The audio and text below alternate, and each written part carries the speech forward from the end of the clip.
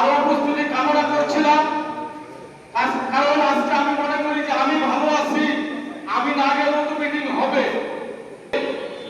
এই মাদক একটি ক্যান্সার, ক্যান্সারের চেয়ে ভয়াবহ। হাহাকার যদি কেউ কান পেতে শুনতে পারতো তাহলে সে বুঝতে পারতো দুনিয়ার কত।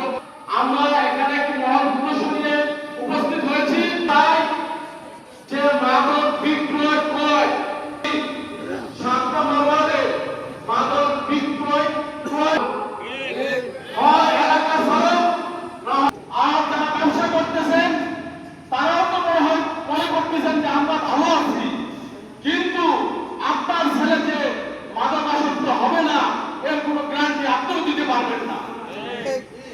সময় আমি বেশি বক্তব্য দীর্ঘায়িত করব না। আমার কথা হলো যে মাদক এই এলাকায় কোনো মাদক থাকবে না। আপনাদের যদি এমন কোনো লোক থেকে থাকে যে সে অসহায়, হতদরিদ্র, হাত নাই পা নাই, সে এই ব্যবসা করেই খায়, তার এই ব্যবসা ছাড়া কোনো গতি নেই, এমন যদি আমাদের মুরব্বীরা কেউ যদি তার সেই সার্টিফিকেট দেয়, তার রুজি রুটির ব্যবস্থা আমরা করে দেব, কিন্তু তারপর সে মাদক তার রুজি রুটির প্রতিজ্ঞাবদ্ধ করেছি। আমাদের জীবন চলে গেলেও আমরা এই মাদকের বিরুদ্ধে কঠিন অ্যাকশনে নেমেছি। এর শেষ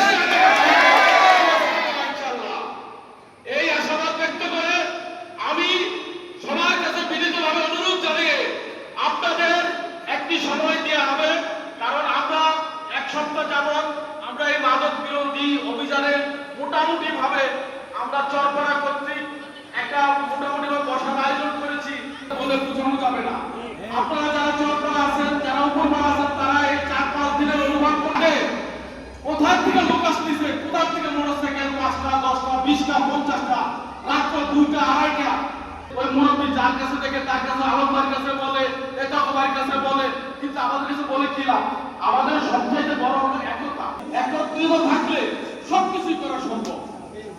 আমরা তোমাদের চাই, তোমরা আমাদেরই সন্তান, যারা ব্যবসা করো ভদ্র এলাকায় আমরা সবাইকে চিনি, সবাইকে জানি, আমার গ্রহণ করো, আলহামদুলিল্লাহ।